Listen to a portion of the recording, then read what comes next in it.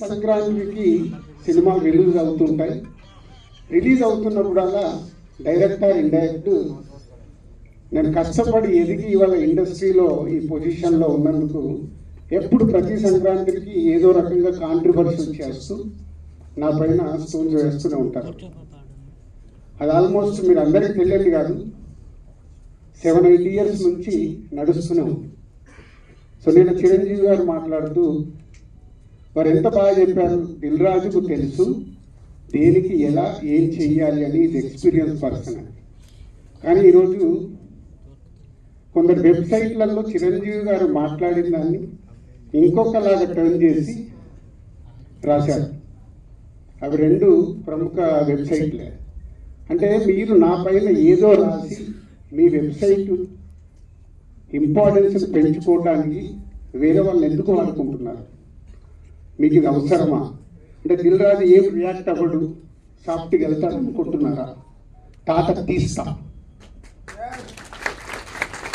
చాలా రోజుల నుంచి ఓపిక పడుతున్నాను, ఎందుకు ఎందుకు ఎందుకు అని సాఫ్ట్గా వెళ్దామని.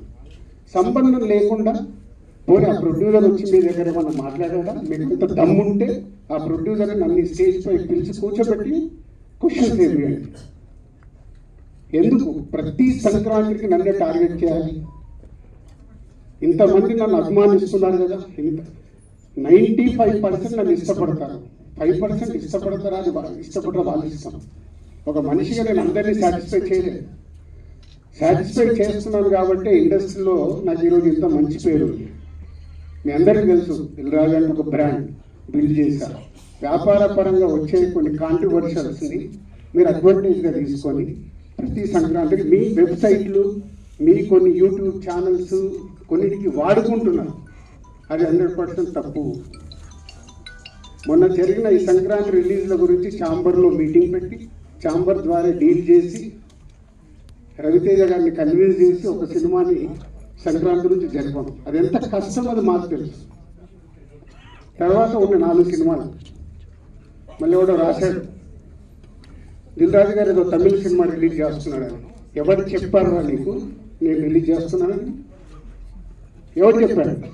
లేదా ప్రూఫ్ ఉందా నేను చేస్తున్నానని ఉందా?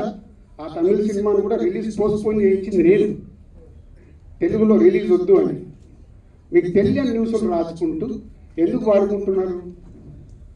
ఇందాక నేను అన్నాను కదా, తాట తీస్తాను. ఈజీగా తీసుకోవద్దు. నా పైన ఏదైనా రాస్తే, తప్పుడు రాతలు రాస్తే, మీకు తెలియకుండా కాంట్రవర్సీ చేస్తే ఈ రోజు నుంచి నేను ఊరుకోను. ఎన్ని రోజులు నడిచిపోయి